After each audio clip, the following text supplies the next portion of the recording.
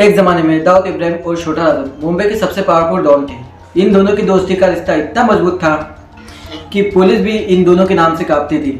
लेकिन जब इनकी दोस्ती में गद्दारी का जहर घुला, फिर भाई भाई के बीच में मुंबई का सबसे बड़ा गैंग वॉर शुरू हुआ। तो चलिए आज के वीडियो में हम जानते हैं कि कैसे इन दोनों भाइयों की दोस्ती दुश्मनी में बदल गई, तो कैसे दाऊद इब्राहिम ने छोटा राजन को बैंकॉक में मारने की कोशिश की और कैसे छोटा राजन ने फिर दाऊद इब्राहिम के लड़कों को एक एक करके ठोक डाला। तो ये है मुंबई अंडरवर्ल्ड की सबसे बड़े गैंग वॉर की कहानी।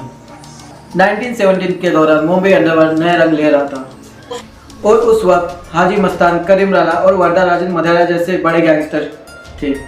उस वक्त किडनैपिंग, हफ्ता वसूली और सुपारी किलिंग मुंबई में आम बात थी और इन्हीं बड़े गैंगस्टरों के बीच में एक नाम उभर के आता है और वो था दाऊद इब्राहिम कास्कर। और दाऊद इब्राहिम का जन्म 26 दिसंबर 1955 को महाराष्ट्र के रत्नागिरी के डिस्ट्रिक्ट में हुआ था। और दाऊद इब्राहिम के पिता इब्राहिम कास्कर मुंबई पुलिस में हेड कांस्टेबल थे। दाऊद इब्राहिम ने अपने पिता को बचपन से ही पुलिस के ड्रेस में देखा था, पर उसके अंदर मन में गैंगस्टर बनने की चाहत थी। दाऊद इब्राहिम डोंगरी में आया था, तब से ही उसने क्राइम की दुनिया में अपना कदम रखना चालू कर दिया था। महज 16 साल की उम्र में छोटी मोटी चोरियों से दाऊद इब्राहिम ने क्राइम की दुनिया में अपना कदम रख दिया। फिर उसकी मुलाकात लोकल गैंग के स्मगलर्स से भी होने लगी। स्मगलिंग, हफ्ता वसूली, ऐसी बहुत सी चीज़ों में दाऊद इब्राहिम अपना नाम बनाने लगा था। इसी दौरान मुंबई की गलियों में और एक लड़का और अपना नाम कमा रहा था और वो था राजेंद्र सदाशिव निखलजी और बाद में छोटा राजन के नाम से मशहूर हुआ। और छोटा राजन का जन्म 13 जनवरी 1957 को मुंबई के तिलक नगर में हुआ था। छोटा राजन ने 5वीं तक पढ़ाई की और उसके बाद पढ़ाई छोड़ दी और उसके बाद वो तिलक नगर के सरकार सिनेमा के बाहर ब्लैक में टिकट बेचा करता था। मुंबई पुलिस ने ब्लैक मार्केटिंग करने वालों के खिलाफ बड़ा फैसला लिया और सरकार सिनेमा के बाहर ब्लैक में टिकट बेचने वालों पर लाठीचार्ज कर दिया। छोटा राजन उल्टा पुलिस वालों को ही उनकी लाठी उठा के मारने लगता है। तब जाके वहाँ के लोकल गैंग की नज़र पड़ती है छोटा राजन पर। बाद में छोटा राजन जेल से छूटने के बाद तिलक नगर और चंबूर इलाके के लोकल गैंगस्टर के साथ काम करने लगता है। और हाँ, यही से छोटा राजन ने क्राइम की दुनिया में अपना कदम रख दिया था। उसके बाद 1980s तक छोटा राजन का नाम मुंबई की गलियों में गूंजने लगा था। उसने ब्लैक मार्केटिंग, हफ्ता वसूली से अपना नाम बना लिया था। और उसी दौरान राजन और नायर की नज़र पड़ती है छोटा राजन पर। राजन नायर को बड़ा राजन भी कहते थे। बड़ा राजन छोटा राजन को अपनी गैंग में शामिल कर लेता है और उसके बाद बड़ा राजन का एक दुश्मन था अब्दुल कुंजू और अब्दुल कुंजू ने बड़ा राजन को कोर्ट के सामने गोली मारकर उसकी हत्या कर दी थी। तब जाके छोटा राजन बड़ा राजन की जगह लेता है और राजन गैंग का लीडर बन जाता है। ऐलान करता है कि बड़े राजन की मौत का बदला जरूर लिया जाएगा। सदाशिव निखलजी का नाम छोटा राजन पड़ता है। इसी दौरान दाऊद इब्राहिम की नजर भी पड़ती है छोटा राजन पर। फिर दाऊद इब्राहिम छोटा राजन को अपनी डी कंपनी में शामिल होने का ऑफर देता है और छोटा राजन ये ऑफर एक्सेप्ट कर लेता है। और हाँ, यही से शुरू होती है दाऊद इब्राहिम और छोटा राजन की दोस्ती। जब ये दोनों मिले तो इन दोनों की एक जैसी सोच ने मुंबई को पूरी अपने कंट्रोल में कर लिया था और अपने इशारों पर नचाने लगे थे। और समय के साथ साथ दाऊद इब्राहिम और छोटा राजन का क्रिमिनल रिकॉर्ड भी बढ़ता गया। हाजी मस्तान और अफगानिस्तान से आए हुए करीम लाला के पठानों के बीच जो भी गैंग वॉर हुआ, उसके बाद दाऊद इब्राहिम काफी पॉपुलर हो गया और बहुत भी खतरनाक हो गया। पठान गैंग ने मुंबई अंडरवर्ल्ड के सबसे बड़े गैंगस्टर सूरवे के मदद से दाऊद इब्राहिम के भाई साबिर इब्राहिम कास्कर को मरवा दिया था। इसके बाद जो दाऊद इब्राहिम ने पठान गैंग से अपने भाई की मौत का बदला लिया, उस नज़ारे को पूरा मुंबई शहर जानता है। उसके बाद दाऊद इब्राहिम और छोटा राजन ने पठान गैंग के सारे मेंबर और मना सूर्य के सारे मेंबर को अपने गिरफ्त में ले लिया था। हाजी मस्तान ने अपना कदम राजनीति की तरफ बढ़ा लिया था और उनके सारे गैंग का जिम्मा दाऊद इब्राहिम के हाथों में आ गया था। पैसा, पावर और मुंबई पर राज करने का सपना लेकर ये दोनों दोस्त अब मुंबई पर राज करने लगे थे। और इसी दौरान छोटा राजन ने बड़े राजन की मौत का बदला भी ले लिया था। जब छोटे राजन को पता चलता है कि अब्दुल कुंजू एक क्रिकेट ग्राउंड में क्रिकेट खेल रहा है, छोटे राजन ने अपने 3 लड़कों को क्रिकेट प्लेस में भेजा। कुंजू का वहाँ पर उन लोगों ने मर्डर कर दिया। और छोटा राजन और दाऊद इब्राहिम की दोस्ती का सफर 1980 से लेकर 1993 तक चला। इसी दौरान इनका नेटवर्क इंटरनेशनल भी हो गया था।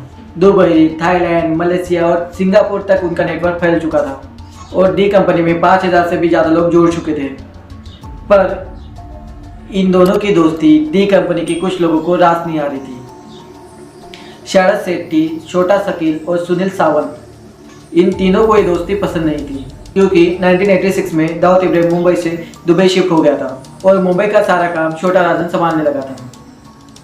और शरद शेट्टी, छोटा शकील और सुनील सावंत को इस बात की चिढ़ थी कि वो छोटा राजन के ऑर्डर के बिना ना ही मुंबई में कोई हत्या कर सकते थे, ना ही कोई बिजनेस से वसूली कर सकते थे। इसके बाद इन तीनों ने दाऊद इब्राहिम के कान बनना शुरू किए। एक दिन दुबई की एक पार्टी में इन तीनों ने दाऊद इब्राहिम से दारू पीते हुए कहा कि छोटा राजन एक दिन आपको धोखा दे सकता है क्योंकि मुंबई का सारा काम वो संभाल रहा है और उसके बिना ना मुंबई से कोई सुपारी ले सकते हैं, ना ही कोई बिजनेस डील कर सकते हैं। और धीरे धीरे इन बातों का असर दाऊद इब्राहिम पर पड़ने लगता है और छोटा राजन को फिर खास मीटिंग से अलग रखने लगता है। हाँ, यही से इन दोनों की दोस्ती में दरार पैदा होगी। और इसके बाद 1992 मुंबई विस्फोट के बाद इन दोनों की दोस्ती जो है दुश्मनी में पूरी तरह से बदल गई। छोटा राजन को इस बात का दुख था, मुंबई हमले से पहले होने वाली मीटिंग्स में दाऊद इब्राहिम ने उसको नहीं बुलाया था, जबकि छोटा शकील सारी मीटिंग में शामिल होता था। और इसके बाद 1993-94 हमने दुबई में एक पार्टी रखी और उस पार्टी में छोटा राजन को भी इन्वाइट किया गया। और पार्टी में जाने से पहले छोटा राजन को एक कॉल आता है और वो कॉल सुन के छोटा राजन के होश उड़ जाते हैं। और इस कॉल में उसको बताया गया है कि दुबई की इस पार्टी में उसे मारने का प्लान बनाया गया है। फिर छोटा राजन ने दुबई के इंडियन एम्बेसी से उससे निकलने के लिए मदद मांगी और बदले में उसने दाऊद इब्राहिम की सारी इंफॉर्मेशन देने का वादा किया। और इंडियन एम्बेसी के ऑफिसर्स छोटा राजन की इस बात को मान लेते हैं। काठमांडू में छोटा राजन इंडियन एम्बेसी को दाऊद इब्राहिम की सारी इंफॉर्मेशन दे देता है और उसके बाद छोटा राजन को मलेशिया, कुआलालंपुर भेज दिया जाता है। उसके बाद छोटा राजन का एक ही मकसद था, दाऊद इब्राहिम और उसके एम्पायर को ख़त्म करना। दाऊद इब्राहिम ISI की मदद से दुबई से पाकिस्तान शिफ्ट हो जाता है। छोटा राजन मलेशिया में रहने लगता है और दाऊद के साथ छोटा शकील भी पाकिस्तान शिफ्ट हो गया था। उससे पता चलता है कि छोटा राजन बैंकॉक में रह रहा है और छोटा शकील अपने 2 लड़कों को बैंकॉक भेजता है छोटा राजन को मारने के लिए। और बैंकॉक में छोटा शकील के लड़के छोटा राजन के अपार्टमेंट में हमला कर देते हैं और इस हमले में छोटा राजन की पत्नी और बेटी घायल हो जाती है और छोटा राजन बालकनी से निकलकर भाग जाता है। और इसके बाद छोटा राजन ने भी दाऊद के कई लड़कों को मौत की घाट उतारा। कई बार दाऊद इब्राहिम को भी मारने की कोशिश की पर दाऊद इब्राहिम हर बार बच जाता था। और उसके बाद 2015 में छोटा राजन ऑस्ट्रेलिया से इंडोनेशिया जा रहा था और तब ऑस्ट्रेलिया एजेंसी को इस पर शक होता है और वो इस बात की इंफॉर्मेशन इंडोनेशिया में देते हैं और इंडोनेशिया के बाली शहर के एयरपोर्ट पर छोटा राजन को पकड़ लिया जाता है। और इस बात की खबर इंडिया में CBI को मिलती है और CBI छोटा राजन को पकड़कर इंडिया ले आती है। राजन के ऊपर 70 से भी ज़्यादा केस इंडिया में पेंडिंग थे और 2018 में छोटा राजन को कोर्ट उम्र कैद की सज़ा सुनाती है। और 20 साल पहले दाऊद इब्राहिम की कहानी भी हमेशा के लिए खत्म हो जाती है। और एक वो तारीख थी जब दाऊद की बेटी का रिसेप्शन था और दाऊद को उसी होटल में मारा जा रहा था जहाँ पे उसकी बेटी का रिसेप्शन होना था। एक खुफिया एजेंसी का एक खुफिया ऑपरेशन मुंबई पुलिस की जरा सी गलती की वजह से नाकाम हो गया था। दाऊद इब्राहिम की बेटी का नीला पाकिस्तानी क्रिकेटर सुनील इब्राहिम से पक्का में हुआ। इस शादी की इन्फॉर्मेशन किसी को भी नहीं थी, कुछ खास लोगों को ही इन्वाइट किया गया था इस शादी में।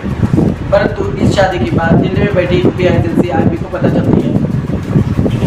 उस समय राष्ट्रीय सुरक्षा एजेंसी के सलाहकार अजीत डोभाल 5 महीने पहले ही आर्मी से रिटायर हुए थे। दाऊद इब्राहिम की बेटी का रिसेप्शन पहले पाकिस्तान में होने वाला था, लेकिन पाकिस्तान की खुफिया एजेंसी ने इसकी परमिशन नहीं दी थी। दुबई के ग्रैंड हायात होटल में 23 जनवरी को ये रिसेप्शन होने वाला था कि दाऊद इब्राहिम किस तारीख को कितने बजे कहाँ पर होगा। आर्मी को पता था कि दाऊद इब्राहिम को मारने का इससे अच्छा मौका नहीं मिलेगा और इसके बाद ऑपरेशन दाऊद शुरू किया गया। छोटा राजन के 2 शूटर को दाऊद को मारने के लिए बुलाया गया और इनका नाम था मलिक दाना शाह और विक्की मल्होत्रा। दोनों को अजीत डोभाल एक खुफिया जगह पर ट्रेनिंग कराते हैं और मुंबई पुलिस पहले से ही इन दोनों शूटर को पकड़ना चाहती थी। तो पुलिस उस खुफिया जगह पर पहुंच जाती है और इन दोनों शूटर को पकड़ लेती है। एक दो बार पुलिस वालों को बहुत समझाते हैं, पर पुलिस वाले नहीं मानते। कुछ लोगों का कहना था कि दाऊद इब्राहिम ने ही इन दोनों की इन्फॉर्मेशन पुलिस वालों को दी। पुलिस वालों के कई अधिकारी दाऊद के संपर्क में थे। इसके कारण दाऊद इब्राहिम को मारने का ये मिशन यहीं पे खत्म हो जाता है। भारत का मोस्ट वांटेड आतंकी दाऊद इब्राहिम के बारे में कभी खबर आती है कि कभी वो पाकिस्तान में छुपा बैठा है, कभी दुबई में छुपा बैठा है।